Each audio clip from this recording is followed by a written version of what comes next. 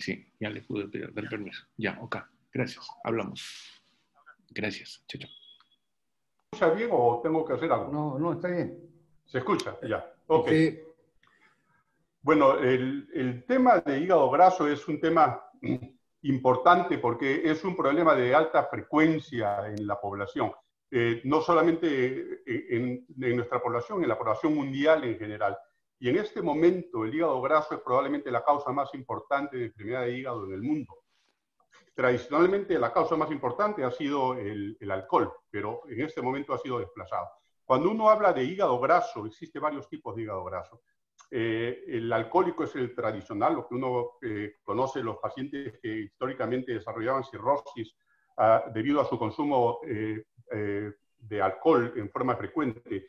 Pero el que ha tomado ya en este momento más prevalencia, o sea, más frecuencia en la población mundial es la forma no alcohólica de hígado graso. Existen otras formas de hígado graso adicionales, que incluyen las que son inducidas por medicamentos o quimioterapia o algunas por el trabajo. Si uno trabaja en petroquímicos y cosas por el estilo, puede ser expuesto a alguna de estas sustancias que producen hígado graso. La siguiente, por favor. Bueno, en este momento voy a hablar primero del hígado graso no alcohólico y después voy a hablar un poco del hígado graso alcohólico, ya que debido a este problema que tenemos con el COVID, la actividad de la gente ha disminuido, lo que aumenta el riesgo de hígado graso y además muchos se sienten poco abandonados, puede aumentar el consumo de alcohol, que se vuelve peligroso. En general, cuando uno habla de hígado graso no alcohólico, la forma de hígado graso no alcohólica se divide en dos grupos. El hígado graso no alcohólico propiamente dicho, que se define como un aumento del contenido de grasa dentro del hígado, de alrededor del 5% o más. Muchos pacientes tienen 30%, 40%, 50% del hígado es grasa, pero más del 5% ya es anormal. En este caso, el hígado graso simple o el hígado graso no alcohólico no tiene una reacción inflamatoria y tiende a estar ahí, se mantiene ahí sin producir mucho daño. Simplemente la persona puede estar un poco más, puede que el hígado esté un poco crecido de tamaño y luce un poco anormal, pero no produce necesariamente un daño inmediato al hígado, pero tiende a producir otros problemas. Y la segunda forma es la esteatohepatitis. Eso significa que hay una inflamación debida a grasa. Esteatohepatitis es una inflamación del hígado debida a grasa y se caracteriza principalmente porque las células del hígado comienzan a hincharse y eso se llama balonización. Una vez que esto sucede, la inflamación tiende a progresar y uno comienza a desarrollar depósito de tejido de tipo cicatricial, o sea, fibrosis del hígado. Y esta fibrosis, a medida que progresa, evoluciona hasta formar cirrosis. Una vez que una persona tiene cirrosis, tiene un alto riesgo de desarrollar cáncer del hígado. Así que todo está conectado. La siguiente, por favor.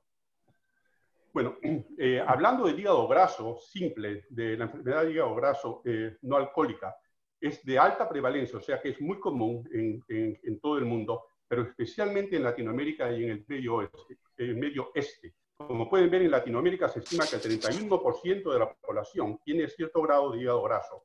Por supuesto, en los adultos la frecuencia es muchísimo mayor y en los niños es bastante más pequeña, porque a medida que uno envejece o aumenta de edad, tiende a ganar peso y puede desarrollar diabetes y otras complicaciones y esto llevan al hígado graso. Ahora, esto no significa que todo el mundo esté en problemas, porque como ven, 31% es una cantidad masiva en la población. Pero hay factores que nos ponen en riesgo. La mayoría de los factores son los excesos, es el exceso de calorías, el tipo de comida que tenemos, especialmente el tipo de comida chatarra, como nos estuvo diciendo Enrique la sesión anterior. Y ese tipo de consumo tan alto que tenemos de carbohidratos y de bebidas dulces, de forma especial, aumenta la frecuencia de este hígado graso. Además, nuestra población, por tener el origen de la población originaria de América, y no todos somos mestizos, tiene un riesgo especial porque tienen algo que se llama un polimorfismo de un nucleótido único que se llama PNL-PLA3. Y esto facilita la producción de hígado graso porque esto estimula la producción de adiponutrina y esto facilita el depósito de grasa en las células grasas propiamente dichas, que son las que tenemos en el tejido adiposo, y en las células del hígado. Y este depósito puede producir al final una reacción inflamatoria. La siguiente, por favor. Cuando ya hablamos de la esteatohepatitis no alcohólica, como se ve, también Latinoamérica está al frente, desgraciadamente. Y se estima que el 8 al 9% de la población va a tener esta forma de esteatohepatitis no alcohólica. Nuevamente, eso significa que ya el hígado está inflamado y comienza a producirse un daño progresivo con muerte de las células del hígado y formación de tejido cicatricial que, a medida que pasa el tiempo, nos lleva al desarrollo de la cirrosis, y la cirrosis puede llevar a todas las otras complicaciones que incluyen la muerte. La siguiente, por favor. Estas son estadísticas de Estados Unidos. No tengo, desgraciadamente, las estadísticas peruanas. Pero como ustedes pueden ver, cuando uno habla de enfermedad de hígado graso no alcohólico y de esteatohepatitis no alcohólica, se estima que cuando uno habla de la población adulta de Estados Unidos, el 30% de ellos tiene hígado graso. Si hablamos de la población pediátrica de los niños entre los 2 y los 19 años de edad, se estima que alrededor del 10 al 11% de la población de niños ya tiene hígado graso. Y la frecuencia aumenta de acuerdo a la edad. Por ejemplo, si uno está hablando de niños de 2 años o 3 años de edad, la frecuencia de hígado graso es relativamente pequeña, es alrededor del 0.7, quizás cerca del 1%. Pero cuando uno habla de adolescentes de 15, 16, 17 años, ya la frecuencia aumenta. Y la frecuencia de esto es aún más alta en ciertos grupos étnicos. Ahora, hablando ahora de adultos nuevamente, estamos hablando del 30% de la población que tiene este hígado graso, que en Estados Unidos representa 83 millones de personas. De estos, un grupo adicional va a tener una enfermedad más agresiva y va a tener la esteatohepatitis alcohólica y algunos van a tener cirrosis. Se estima que 16 millones y medio tienen la esteatohepatitis no y 3 millones y medio casi tienen cirrosis ya debido a esta enfermedad. A medida que la enfermedad progresa, la severidad de enfermedad aumenta. La siguiente, por favor. Ahora, cuando uno habla de una población tan grande que tiene ya hígado graso, es importante intentar distinguir quiénes son los que están en riesgo de tener una enfermedad más severa o avanzada en comparación con aquellos que simplemente van a tener hígado graso, que son la mayoría, y que no van a tener repercusiones importantes sobre su vida. Ahora, cuando hablamos de eso, el marcador más importante de progresión de daño al hígado es lo que se llama el síndrome metabólico. El síndrome metabólico es una constelación, es un grupo de alteraciones metabólicas que identifica a la persona. Si uno habla de varones, por ejemplo, una cintura que está por encima de 102 centímetros de circunferencia y en las damas más de 88, o una elevación de triglicéridos por encima de 150, o un colesterol HDL para las damas por debajo de 50 y para los varones por debajo de 40, o la presencia de hipertensión, o la presencia de elevación de azúcar durante el momento de ayuno. Cuando uno tiene varios de estos factores, esa persona tiene el síndrome metabólico. Se necesita solo 3 de estos componentes para tener el síndrome metabólico. Ese subgrupo de personas, que es muy común, porque la presencia de diabetes, la presencia de hipertensión es muy, muy común, y gran parte de las personas que tienen diabetes o hipertensión van a tener cambios en sus lípidos. Entonces es ya un desorden muy común. Esos pacientes son los que están al riesgo más alto de progresar a cirrosis y por lo tanto son los que necesitan una intervención más agresiva. Existen otros grupos de pacientes, los que son obesos, los que tienen diabetes de tipo 2, que es la diabetes más común, que es la que se debe a la ganancia de peso, el sobrepeso, los que tienen alteraciones de lípidos y las damas que tienen síndrome de ovario poliquístico son a un riesgo especialmente alto. Hay otros grupos que tienen un aumento de riesgo, pero no tan severo. Por ejemplo, las que tienen hipotiroidismo o las personas que tienen apnea de sueño, es decir, aquellos que obstruyen su vía aérea mientras duermen y roncan como si fueran un tren de sierra. Entonces hacen una bulla y dejan de respirar y la esposa dice, uy, finalmente se cayó y vuelve a respirar nuevamente. Nunca se muere. O sea, ese es el problema. Los que tienen apnea de sueño tienen un alto riesgo de producir también enfermedad progresiva. También los que tienen problemas de pituitaria o problemas con las gónadas, o en algunos casos gente que tiene psoriasis, que es una enfermedad crónica de la piel con reacción inflamatoria y descamación de la piel. La siguiente, por favor. Entonces, cuando una persona se le encuentra que tiene hígado graso, generalmente va a ser porque tuvo una prueba que ya demostró anormalidades en sus enzimas hepáticas porque le hicieron un perfil químico, o simplemente tuvo un estudio de imagen radiológico. Por ejemplo, tuvo un ultrasonido o ecografía, tuvo una resonancia magnética o tuvo una tomografía axial. Y durante ese estudio encontraron que tiene hígado graso. Entonces, las personas generalmente se identifican por estos hallazgos de imagen o porque tienen anormalidades en las enzimas hepáticas. Y ahí son investigados y se les encuentra que tienen hígado graso.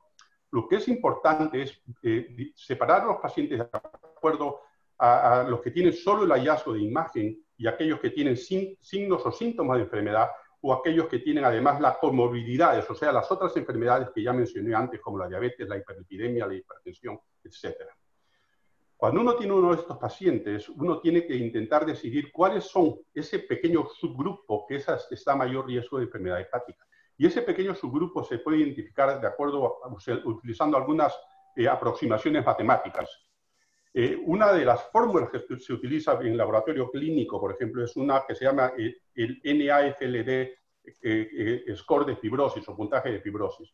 Y esto mira, por ejemplo, a la edad del paciente, al índice de masa corporal, que es la relación del peso con la estatura de la persona, a la presencia de diabetes, a la elevación de enzimas hepáticas, AST o LDT, y al número de plaquetas, el contagio de plaquetas, y al nivel de albúmina en sangre. Y de ahí sale se utiliza una fórmula, y esto nos da un puntaje. Este puntaje, si está por debajo de menos 1.45, significa que esa persona no está a riesgo de nada, está muy bien, está como cañón. Pero aquellos que tienen un puntaje alto, por encima de más de 0.675, esas personas están en alto riesgo de tener enfermedad avanzada. Y como ven, en el centro hay un grupo grande de pacientes que están en puntajes intermedios. Existe otra fórmula que también se puede utilizar, que es más simple, que es el índice de fibrosis 4, que solo ve a la edad del paciente la ALT, que es una de las enzimas hepáticas, la AST, que es la otra enzima hepática, y el contagio de plaquetas. Y se usa una fórmula que está ahí en la diapositiva, y de ahí uno puede hacer un cálculo y ver si el índice de la persona, y si el índice es bajo, esa persona está bajo riesgo de tener daño hepático, y si el índice es alto por el otro lado, eso significa que tiene una gran probabilidad de tener hígado graso, y este es el primer paso inicial que va a hacer el médico para decidir qué se va a hacer. La otra forma de hacerlo es estudios radiográficos. El más común, lo que se utiliza en el Perú, he visto, es FibroScan, que es un artefacto que en forma similar a la ecografía lo que hace es, se pone en la pared al lado del hígado y dispara pulsos, y los pulsos se transmiten y van a rebotar. Es como el sonar que se tiene en los submarinos. Y de acuerdo a la velocidad que regresa el pulso, uno puede estimar, si la velocidad es muy alta, de que hay más cicatrización en el hígado, es decir, que es más rígido, y eso nos da una idea del grado de fibrosis del hígado. La siguiente, por favor. Como mencioné antes, la cantidad de personas que tienen hígado graso es tan masiva que es muy difícil comenzar a hacerle pruebas a todas las personas. Entonces, es útil utilizar inicialmente esas fórmulas que mencioné antes para decidir cuáles son las personas que necesitan una evaluación un poco más cara y más profunda. Y una de las fórmulas que es muy útil es esa fórmula que mencioné del FIT4, porque ella, si es que el valor esté por encima de 1.3, significa que la persona tiene cierto riesgo de tener enfermedad hepática importante, y esos son los únicos pacientes que necesita que se le haga el siguiente estudio, que es el estudio de FibroScan. Entonces, cuando uno va al médico, lo primero que puede hacer, si le dicen que tiene hígado graso, es tener uno de estos cálculos simples, que el médico los va a hacer, porque ustedes no lo van a hacer, y de acuerdo a eso se decide si la persona va a necesitar un estudio más profundo. Y eso es importante porque uno no quiere asustar a todo el mundo. Entonces, esto ayuda a hacer una decisión de quiénes son los que necesitan foco especial. La siguiente, por favor.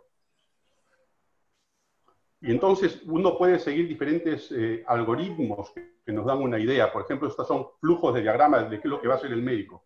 Si el paciente tiene síndrome metabólico, ese paciente está en muy alto riesgo y lo primero que se le va a hacer es se le va a dar 4 cachetadas y decirle vas a perder peso y vas a comenzar a hacer ejercicio. Ese paciente tiene un riesgo tan alto que de inmediato se necesita una intervención. Por el otro lado, si la persona lo que tiene es, no tiene el síndrome metabólico, uno se va a fijar si tiene otras manifestaciones de riesgo o si es que o se hace esta prueba de FIT4 y de acuerdo al puntaje se siguen los siguientes pasos hasta que se decida cuál es el riesgo que tiene y ahí se va a decidir si es que necesita investigaciones más profundas y la más profunda sería hacer una biopsia de hígado, que no es una intervención muy grande, pero que a nadie le gusta tener, de todas maneras. La siguiente, por favor.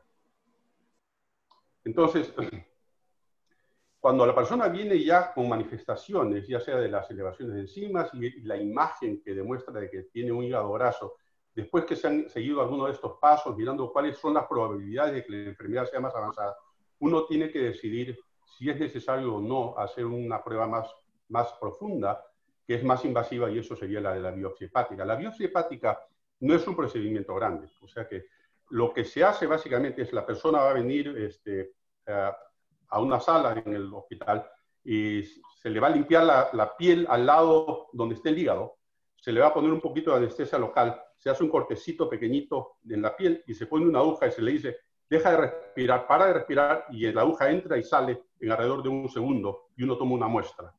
Eso con frecuencia lo hace el radiólogo o lo hace cualquier médico, porque no se necesita habilidades muy grandes para hacer una biopsia de hígado, y ese tejido va a ser evaluado después. Hay situaciones en las que la biopsia hepática es de mayor importancia, y la razón por la que se hace no es simplemente para saber el grado de daño, sino para saber cuál es el grado de intensidad de seguimiento que va a requerir el paciente. Porque los pacientes que tienen más daño son los que están a mayor riesgo de otras complicaciones, y son los que tienen más urgencia de una intervención, mientras los que tienen menos daño, uno puede ser un poquito más contemplativo, intentar ayudarlos a modificar su dieta y su actividad física y otras cosas que pueden ayudarlos a mejorar. Hay un grupo de pacientes que, a pesar de que uno tenga una enfermedad que parece muy severa, sin embargo, puede necesitar una biopsia hepática, y es aquellos que tienen otras manifestaciones que sugieren la posibilidad de otra enfermedad en forma adicional a la de hígado graso. Y la única forma de separar una enfermedad de la otra es tomar una muestra del hígado y después de eso uno sabe cuál es el desorden dominante o si es que hay más de un desorden presente. Y ahí el manejo se dirige de acuerdo a lo que uno ha encontrado. La siguiente, por favor. Lo importante de tener el hígado graso no es solamente, sin embargo, el riesgo que tiene la persona de daño al hígado. El hígado graso en realidad es un marcador de todos los problemas metabólicos que la persona tiene. Y es importante darse cuenta que la persona que tiene hígado graso puede que nunca progrese a desarrollar cirrosis. Sin embargo, tiene un riesgo especial a desarrollar problemas cardiovasculares como un infarto al corazón. Y por eso es muy importante la intervención. En esta diapositiva que tengo acá, tenemos unos diagramas en barra que nos separan a los pacientes en el color violetita. Tenemos los pacientes que tienen hepatitis no alcohólica, es decir, los que tienen reacción inflamatoria. Y en verde tenemos aquellos pacientes que solamente tienen hígado graso simple, no tienen inflamación. Y como se ve en ambos grupos, si lo sigues uno por 10 años, el riesgo de muerte es alto. 10 años de seguimiento, el 40% de estas personas se van a ir al cielo de una forma u otra. Pero mueren en formas diferentes. El que tiene hígado graso, pero no tiene daño al hígado de forma severa, tiende a morir principalmente por causas de corazón. Como ustedes ven al lado derecho, la mortalidad de causa cardíaca es alta, mientras aquel que tiene daño al hígado tiende a morir de complicaciones de enfermedad hepática. Entonces, se comportan diferente. Entonces, lo que es importante para que todos ustedes sepan es que si ustedes o un familiar de ustedes se les encuentra que tienen hígado graso, es importante comenzar a modificar otras cosas en la vida. Es importante que la persona tenga un control muy estricto de diabetes, si es que tiene diabetes, y si no la tiene y si tiene una prediabetes, tiene que tratarla, intentando perder peso y resolver el hígado graso. Además, si es que tiene, la otra cosa que hay que contemplar es hablar con su médico primario para ver si se pone medicación.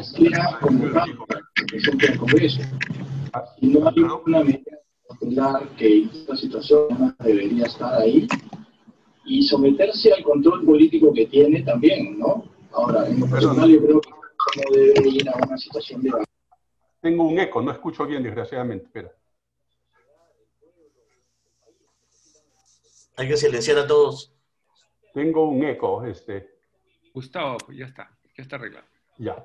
Bueno, como les digo, la persona que tiene hígado graso, pero no tiene evidencia de problema de hígado, debe ser visto por su médico primario, de todas maneras, para ver las posibilidades, si es que tiene de hipertensión, de controlarla, si tiene prediabetes o diabetes, controlarla, y además proteger al corazón. Muchos de estos pacientes se benefician de usar medicaciones de tipo estatina, que son las que disminuyen y modifican los niveles de colesterol y triglicéridos, porque estos pacientes ya tienen, como les digo, a pesar de que no tienen manifestaciones clínicas, un riesgo importante de enfermedad del corazón y pueden desarrollar un infarto.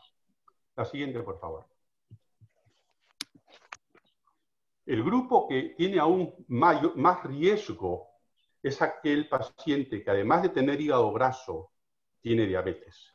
Esta es una combinación muy peligrosa, la diabetes de tipo 2 con el hígado graso. Y la razón por qué es tan peligrosa es porque la enfermedad de hígado comienza a progresar más rápidamente. Es decir, si uno tiene diabetes e hígado graso, las probabilidades de que desarrolle cicatrización o daño con fibrosis del hígado y progresa a cirrosis es bastante más alta. Además de eso, los pacientes que tienen diabetes tienen un mayor riesgo de desarrollar cirrosis y un riesgo mayor también de desarrollar cáncer de hígado. Entonces, esos son los grandes problemas. Además de eso, como mencioné antes, esos pacientes van a tener un riesgo de daño cardiovascular bastante más alto que el resto de los pacientes.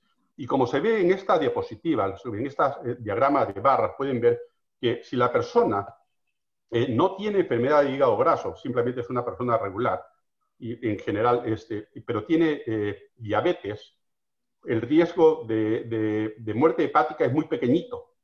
Lo ven eso en el color violeta. El riesgo de muerte cardiovascular es moderado y las otras causas de muerte son promedio. Si la persona tiene diabetes y además tiene hígado graso sin inflamación, se ve que lo que aumenta en forma dramática es el riesgo de muerte por problemas de corazón. Pero una vez que desarrolla la esteatohepatitis, es decir, el proceso inflamatorio del hígado, ahora el riesgo de tener muerte debido a problemas hepáticos es bastante más alto. La siguiente, por favor. Y esto se ilustra muy claramente en este diagrama de flujo que tienen acá. Por ejemplo, tenemos en la parte alta en negro los pacientes no diabéticos y en la parte en colorado los pacientes que tienen diabetes. Y comenzamos con un grupo de 100 pacientes, por decir, que tienen enfermedad de hígado graso no alcohólico, de diferentes grados. Y uno los comienza a seguir. Y se ve que la evolución de estos pacientes a esteatohepatitis no alcohólica es el 10 al 20% sobre un número de años, si es que no tienen diabetes, pero es el doble, 40%, si es que tienen diabetes. Ahora, de ese punto de tener la inflamación del hígado, la esteatohepatitis no alcohólica, progresan a cirrosis, si no tienen diabetes, alrededor del 10 al 15%, pero si tienen cirrosis, hasta el 25% de ellos van a evolucionar a cirrosis. Y una vez que el paciente tiene cirrosis, el riesgo de cáncer de hígado es bastante más alto en el paciente que tiene diabetes que en aquel que no tiene diabetes, 5% en contraste con 3%. Y muchos de estos pacientes van a necesitar trasplante hepático. Y una vez que tienen el trasplante hepático, desgraciadamente, muchos de ellos también van a desarrollar hígado graso en el órgano nuevamente. Así que, si es que las personas no modifican su estilo de vida en forma dramática, modificando su dieta, su actividad física y otras cosas, esas personas siempre se van a mantener a un alto riesgo de complicaciones. La siguiente, por favor. Ahora, ¿cuál es el tratamiento? La siguiente, por favor. Bueno, hay varios pasos en el tratamiento. Uno de ellos es, y el más importante probablemente, es la pérdida de peso. Cosa fácil de decir y difícil de lograr, desgraciadamente. Y como ven ustedes en esta pirámide de tratamiento, si nosotros comenzamos con 100 pacientes que tienen hígado graso, y estos pacientes pierden el 3% del peso, si es que estos pacientes solo tenían hígado graso, entre un tercio de ellos a todos van a perder la presencia de hígado graso, van a mejorar. Si el paciente tenía aún más daño y tenía, por decir, esteatohepatitis, o sea, que tenía una enfermedad más severa, y tiene una pérdida de peso del 5%, estas personas van a comenzar a mejorar incluso la respuesta inflamatoria del hígado. El hígado disminuye su inflamación y comienza a sanar. Lo bueno del hígado es que el hígado es un órgano muy noble que siempre está intentando mejorar, siempre hace un esfuerzo por repararse a sí mismo. Entonces, una vez que la persona pierde la causa del daño, con una pérdida de peso por encima del 5%, esta inflamación del hígado va a desaparecer. El problema es que solo alrededor del 30% de los pacientes son capaces de perder el 5% del peso, incluso cuando se les está diciendo y se les habla sobre el riesgo de la enfermedad. Si la persona es aún más persistente y logra perder un peso de 7%, ahora gran parte de ellos, la inflamación desaparece completamente en casi todos. Y si la persona pierde el 10% del peso, incluso si tienen fibrosis avanzada o cirrosis, incluso eso puede comenzar a mejorar. Incluso es importante tener ese concepto que tradicionalmente se decía que el paciente que tenía cirrosis nunca mejora, siempre va a ser cirrótico, y eso no es cierto.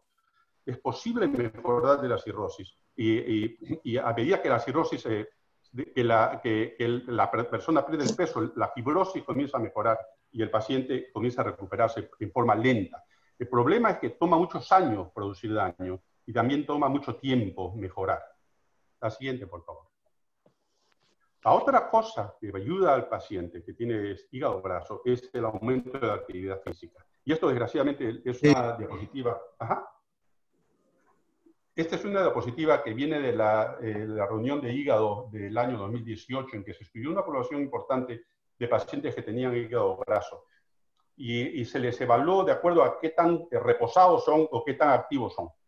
Y el estándar fue los pacientes inactivos. Y el ideal fue pacientes que tuvieron una actividad intensa de actividad, que se definía como 150 minutos de actividad moderada, o sea, de un ejercicio moderado, o 75 minutos de un ejercicio vigoroso, en el cual la persona transpira y se esfuerza mucho, y eso es por semana, o sea, alrededor de unos cuantos, no es mucho tiempo, o sea, alrededor de 11 minutos al día de un ejercicio intenso.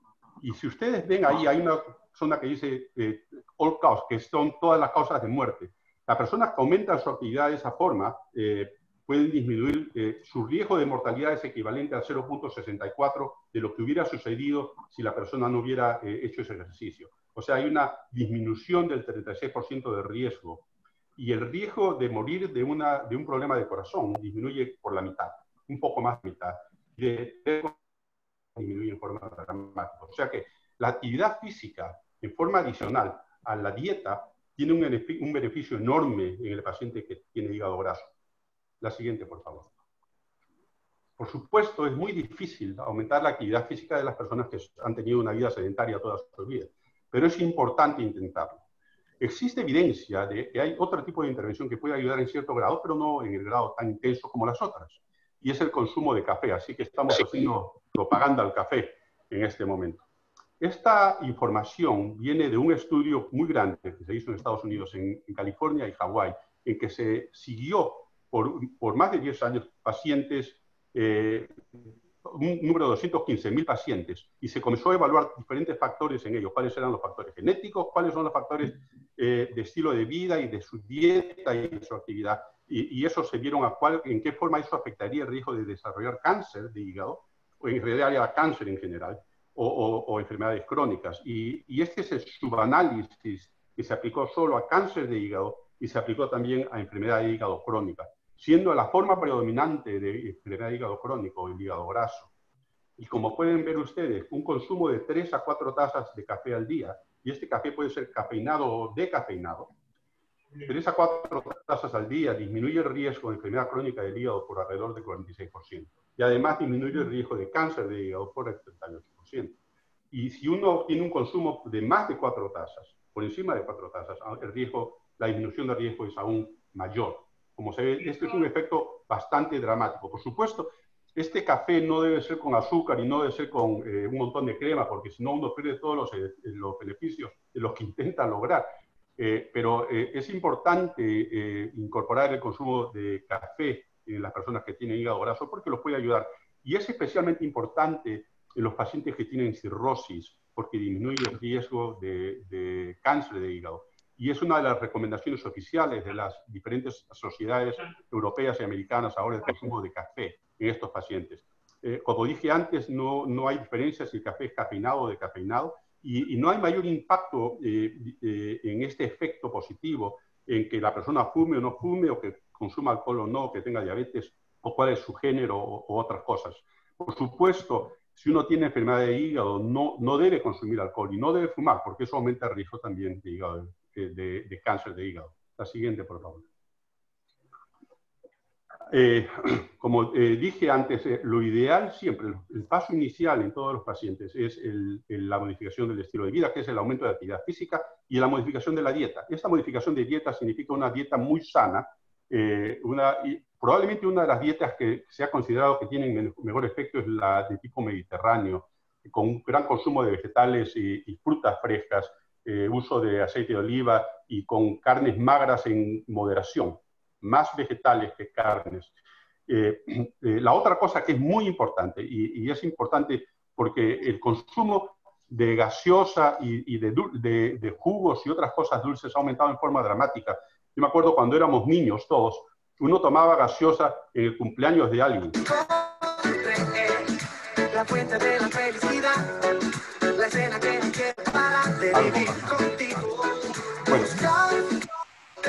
Por favor, Giovanna. Bueno, con música sale mejor, sin duda, pero de todas maneras. Bueno, como les digo, es muy importante, y sobre todo porque tenemos hijos y tenemos nietos, hacer un gran énfasis en la importancia del cambio de dieta en nuestros familiares, porque el consumo de gaseosas, las cosas azucaradas, la limonada, cualquier cosa de estas que son altamente azucaradas, las gaseosas y los jugos tienden a producir este daño de hígado graso. De hecho, cuando uno hace estudio en animales de hígado graso, una de las técnicas que se utiliza para producir hígado graso en los ratones es darle cosas azucaradas, con altas concentraciones de fructosa. Entonces, hablando del Tribunal Constitucional, ¿no? Por favor. Hablando del tratamiento, veamos la siguiente. Hay varias medicaciones que se han probado. Los primeros estudios evaluaron la vitamina E, que es una intervención simple, y después se han utilizado otras medicaciones. La vitamina E, en una dosis de 800 unidades internacionales al día, ha demostrado que mejora parte de la reacción inflamatoria y del balonamiento de las células en pacientes, pero no mejora el grado de fibrosis. El uso de vitamina E está recomendado en pacientes que tienen hígado graso, pero como los estudios no se hicieron en pacientes diabéticos, no se ha recomendado necesariamente para el uso en diabéticos. Sin embargo, probablemente el riesgo de uso de vitamina E en personas con diabetes el riesgo es bastante pequeño. Se recomienda básicamente en personas que tienen buena evidencia de que tienen este hígado graso. No se recomienda a todo el mundo tomar vitamina E porque aumenta ligeramente el riesgo de cáncer de próstata. El riesgo no es dramático, es 1.6 por 1000 personas al año. Es decir, si tenemos 100 personas y las seguimos por 10 años, 1.6 de ellas pueden desarrollar un cáncer de próstata, que no es un riesgo muy alto, pero de todas maneras tiene un riesgo. Y es mejor evitar los riesgos. La siguiente, por favor.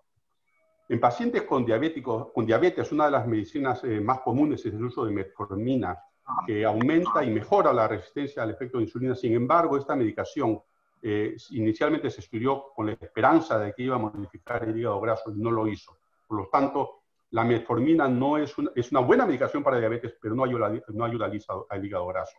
Existen otros dos grupos de medicaciones para diabetes que sí tienen un efecto positivo.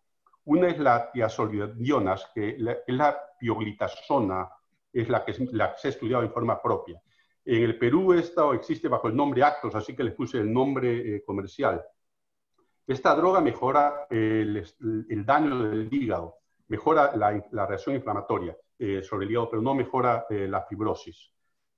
La otra droga que se puede utilizar, y el problema, sin embargo, de la pioglitazona, es que en personas que tienen riesgo de insuficiencia cardíaca puede empeorarlo. Y además las personas ganan peso, así que todos se molestan porque su hígado mejora, pero han ganado peso y eso los pone muy rabiosos. Las otras drogas que son interesantes son los que se llaman análogos, los análogos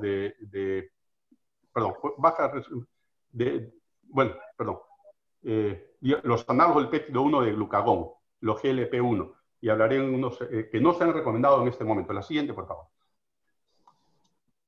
Ahora, y bueno, estos son los estudios que se hicieron comparando el uso de pioglitazona y de vitamina E.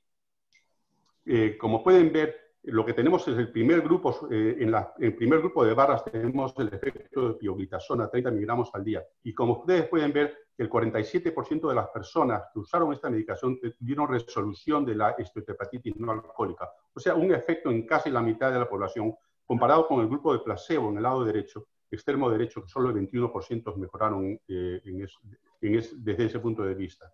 Y la vitamina E mejoró la histología, como pueden ver en este color, violeta, 43% de ellos mejoraron en comparación con el placebo. O sea que estas drogas sí mejoran el daño de reacción inflamatoria y el balonamiento de las células, pero no mejoran la fibrosis. La razón por la que fibrosis es importante en enfermedad de hígado es porque el grado de fibrosis es el factor que mayor predice las complicaciones de la enfermedad de hígado y también el que mayor predice el riesgo de tener cáncer de hígado. Entonces, lo ideal siempre es intentar buscar cosas que mejoren la fibrosis del hígado, porque eso se estimaría que pudiera disminuir el riesgo de cáncer y de complicaciones. La siguiente, por favor. La pioglitazona inicialmente fue estudiada solo en pacientes sin diabetes, y este es un estudio posterior, que también se utilizó en pacientes que tenían diabetes o tenían un estadio de prediabetes. Y como ven, acá también el 58% de los pacientes mejoraron con el uso de la pioglitazona. Y hubo resolución completa de la reacción inflamatoria del hígado en el 51%. Por lo tanto, esta droga, pioglitazona, se puede usar tanto en pacientes diabéticos como en no diabéticos. La vitamina E originalmente está recomendado solo en pacientes no diabéticos porque esa fue la forma que se hicieron los estudios. La siguiente, por favor. Una droga interesante porque no tiene el problema de ganar peso, son estos análogos de péptido 1 de glucagón. La que se ha estudiado es la liraglutida, que se vende en el Perú bajo el nombre Victoza. Y esta droga se derivó de la saliva del monstruo de Gila. O sea, es como si uno recibiera un beso de lagarto cada vez que la toma. La razón por la que estudiaron el monstruo de Gila es porque este animal come muy de vez en cuando. Y ahí está tranquilo y no sufre de desesperaciones de hambre. Y eso se debe a que su propia saliva produce un retardo en el vaciamiento gástrico. Entonces, la comida se mantiene en el estómago por mucho tiempo y estos animales no están sufriendo, sintiendo de que tienen que comer en forma urgente. El efecto de estas drogas es que disminuyen los niveles de glucosa, porque son drogas para tratar la diabetes, aumentan la producción de insulina y además reducen la cantidad de glucagón. Glucagón tiene un efecto contrario a la insulina, por lo tanto, tiene un efecto más positivo desde el punto de vista de insulina y tiene efectos positivos sobre el corazón y sobre el depósito de grasa en el hígado. Su efecto más importante es en parte por disminución del vaciamiento gástrico, es decir, las personas que usan esta medicación tienen una sensación de llenura constante y esa sensación de llenura hace que coman menos y ayuda en esa forma a perder el peso. El problema es que si las personas sufren de problemas con náusea o con vómito, no toleran estas medicaciones bien. Así que todo tiene sus pros y sus contras. La siguiente, por favor. Este es el estudio original que se utilizó para la liraglutida, en el cual se usó en pacientes que tenían diabetes y no diabetes, grupos de pacientes, pero los pacientes no tenían cirrosis.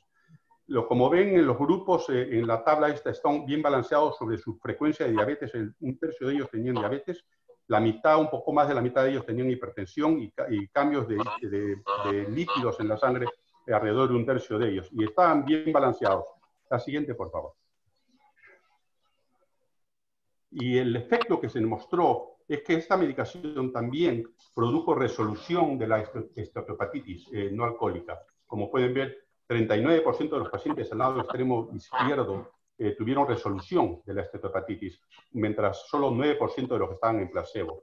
Y además hubo mejora en la cantidad de grasa depositada en el hígado y en el balonamiento de las células, que son todas cosas positivas. Pero, como ven en el centro, no tuvo efecto sobre la fibrosis. Esa diferencia de 26 a 14% no es estadísticamente significativa, lo que indica que no hubo efecto sobre eso.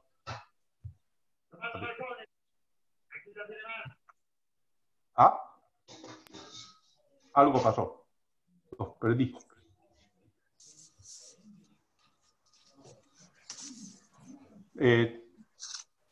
¿La tienes todavía, Francisco? Desapareció todo. Ya. La siguiente, por favor.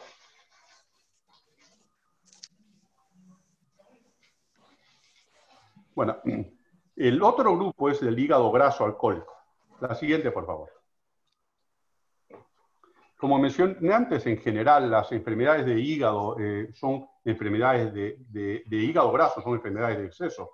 El hígado graso no alcohólico se debe a la ganancia de peso debido al consumo excesivo de calorías y el uso excesivo de bebidas y de cosas azucaradas o de carbohidratos en general. Mientras el consumo de la enfermedad alcohólica o esteatopatitis alcohólica, en este caso, se debe al consumo exagerado de alcohol. Y es importante saber qué es lo que se considera un consumo excesivo.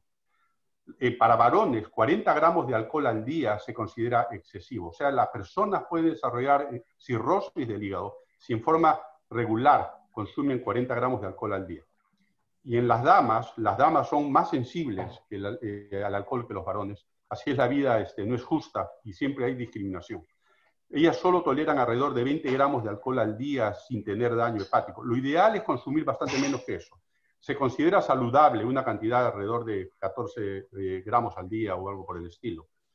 Acá les puse el contenido, qué es lo que son 10 gramos de alcohol, porque que a uno le digan 40 gramos, a mí qué me importará. Pero la cerveza tiene alcohol 5% por volumen, lo que indica que 250 mililitros son 10 gramos de alcohol. O sea que si una persona consume 3 de las botellas de 330 o un litro de cerveza al día, esa persona, y es un varón, ya está al límite de riesgo.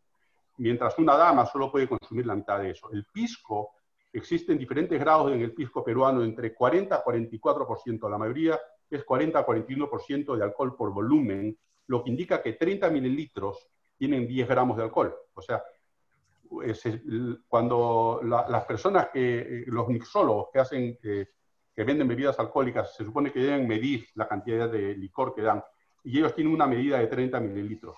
O sea, cuando en un trago debieran ser 30 mililitros de bebidas espirituosas. Por lo tanto, esos son 10 gramos.